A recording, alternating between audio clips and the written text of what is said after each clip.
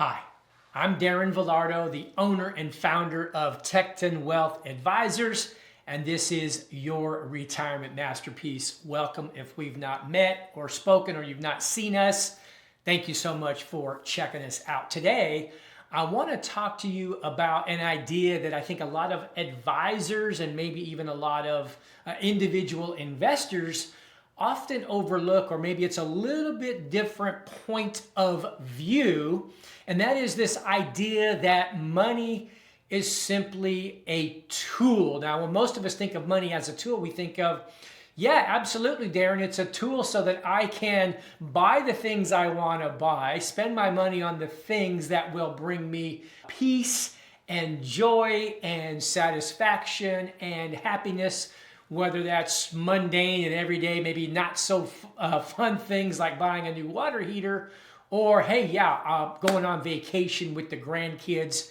Amen and hallelujah. Money is a tool to be able to make some memories and have some joy with my family. Absolutely. But I want to put it in the context of how we look at money with regards to our plan and our strategy when it comes to retirement. And, we like to say, a tool is a tool until you put it into some context, right? Whether it's a hammer, a screwdriver, a wrench, we don't know if that's the right tool, if it's a good tool, until we know what the job is that we're trying to do. If I just said, hey, a hammer is a wonderful tool, everybody should have a hammer, that's great. But what if I'm a house painter and I'm trying to paint my house?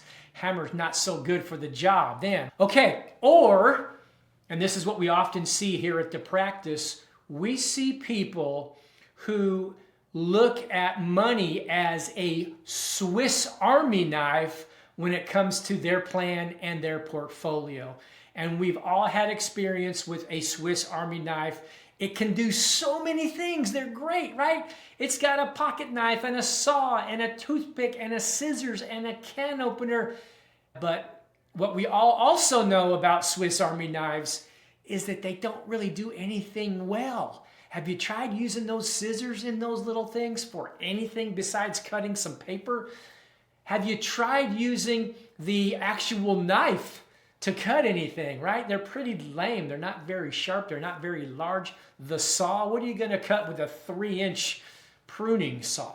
So they do a lot of things, but they don't do anything well because they're not a tool that is specifically designed for a job.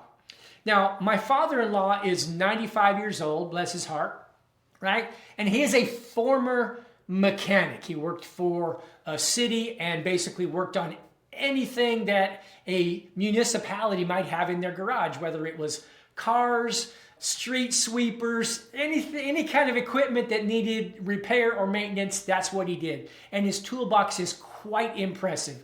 He has tools in there that I couldn't even begin to recognize or understand what they're for. But he can tell you, hey, this is precisely for this specific vehicle, this specific model year, doing this specific task. That's what the tool is for. And so I want to challenge you today that we need to begin looking at our money as a very specific tool for a very specific purpose when it comes to our retirement plan. So here's what I mean. First, let's talk about that Swiss Army knife. A lot of folks, as they approach retirement, they go from maybe an 80% stock portfolio, 20% bonds and fixed income when they're in that growth phase. As they get a little closer to retirement, they start scaling that back, paring it back. Maybe it's a 60-40 portfolio, that common moderate portfolio, whatever that means. Or maybe they say, hey, you know what, I'm going to get super conservative and I'm only going to be 50% stocks. That was a conservative investment. Nevertheless, my point is they go to this sort of generic basket and they say, hey, if I could just get my money to grow by 5 or 6% on average, then I only need to pull out 4% in retirement. I'm going to be golden. I'm going to be in the garden spot. Remember, in retirement, averages don't work. On average, I can have 1 foot in a bucket of hot coals and another foot in a bucket of ice, I should be comfortable, right? On average, my feet are at a good temperature, but that's certainly not the case, and it's not true when it comes to retirement. We call that picking at a pile of assets. There's no real purpose there. Money is a tool. What's the purpose? How can we best position to solve the problem and do the job that we're trying to do? So let's start with what we believe are the three big engines for your assets, your money, as you approach retirement, in and through retirement. Okay, so one is safety. We've got to have some amount, and it's different for every person, that is solely dedicated to satisfying your peace of mind. How much do I need to have, typically in bank-like assets, that's ready in a moment's notice, just in case? Hey, tornado came through, we need a new roof, I don't want to wait for the insurance, I need some money at hand, let's get that handled, right? Oh, got in a car accident, need a new car, waiting for the insurance, let's get that handled. Family emergency, hey, son, daughter, grandchild needs some money, let's get them through the emergency, whatever it might look like for you. And that's why everybody's number is a little bit different. I can tell you that what we often see, typically in our more senior clients, is they have these large sums of money sitting in bank-like assets not being invested, almost too much. You say, well, what emergency are you contemplating for? Are you going to buy a house for somebody? It's almost comical how much they have sitting in ready cash. But again, that is a peace of mind, gut decision. But safety, let's have a tool for that. And as I said, that's typically bank, money market, liquid money type assets. Okay. Now, you certainly wouldn't want to rely on something that's illiquid, whether it's a non-traded REIT or an annuity. Oh, I've got this money tied up, and the only way I can access it is to pay a penalty. That's not a valid emergency fund. Wrong tool, wrong job, right? The tool is bank assets. Yield is not the primary consideration. Rate of return is not the primary consideration. Liquidity and access is the primary consideration. Right tool, right job, okay? Now, let's focus on the second aspect, and that is income. Now, income in retirement, we believe, is the critical dimension out of our 5 dimensions for a comprehensive plan: income, investments, taxes, healthcare, long-term care, and legacy. Income is that foundation. It doesn't matter how large your portfolio is, how many zeros are on it, if you can't generate reliable and dependable income from it. Okay. Income is number one. Being at the right place at the right time is not a strategy. So the income has to be reliable and dependable.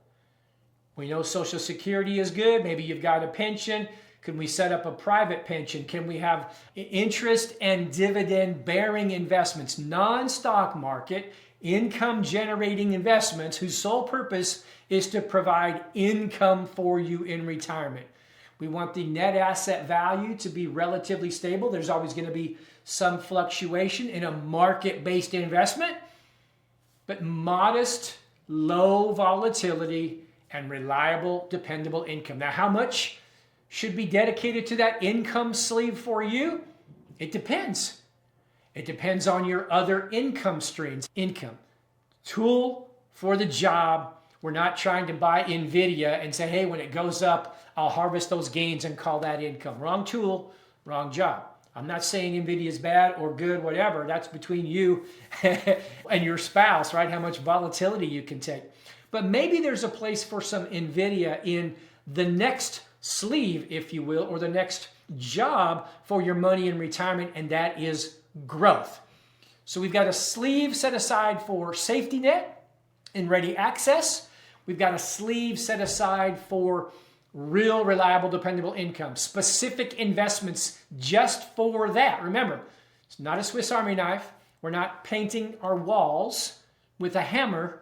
We're using the right tools for the right job. Now, the remaining assets can go into a growth-oriented portfolio. Now, I want to be very clear here. I'm not talking about shoot for the moon, go for it, if you can't take the risk. If you can't sleep at night because you've got money in the stock market, my father, by the way, I've been in this business for 30 years. I don't have a dime of my father's money because he wants to look at it in the bank every day. And if that's you, don't have your money in the stock market.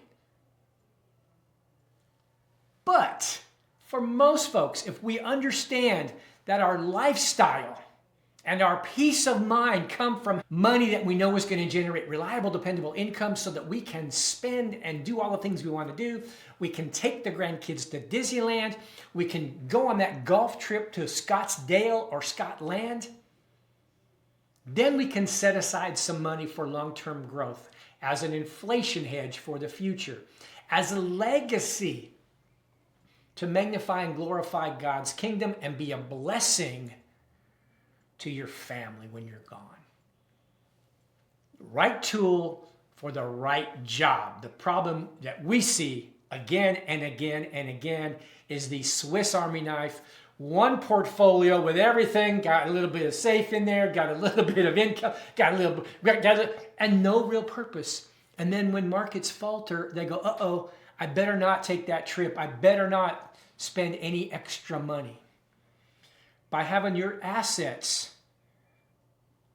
right tool for the right job, you can thoroughly enjoy life and continue to spend with confidence even when that growth bucket might be having an upset, because that's your longer term time horizon assets. Right tool, right job, not a Swiss Army knife. Now, there's one more step. I don't want to address that here today because that's a whole nother conversation, but that is now we need to have a tax overlay. On top of that, it's one thing to have the money separated into specific tools for specific jobs. We want to add a tax overlay over the top so that we can be very tax efficient with our strategy as well. And so as you begin to dig deep in here, you start to see how all these things, all those 5 critical dimensions of a retirement plan have to work together. Your income is not detached from your investments, but they're interrelated. Your income and your investments are not detached from your tax situation, but they are all interrelated. And a plan that addresses one of these but doesn't address the others is really not a plan at all. It's just a description of one possible scenario. If I've caused you to maybe have an aha moment here today, then I want you to click the link below, reach out, schedule a visit, and let's talk about your specific situation. Our team of experienced fiduciary advisors is ready to talk to you, and we really want to understand your situation to see if we might be able to help. If it could be better, would you want it to be? Are you doing all that you can to make sure that you are earning more, keeping more, so that you can live more and give more? I'm Darren Vilardo. Thank you so much. God bless.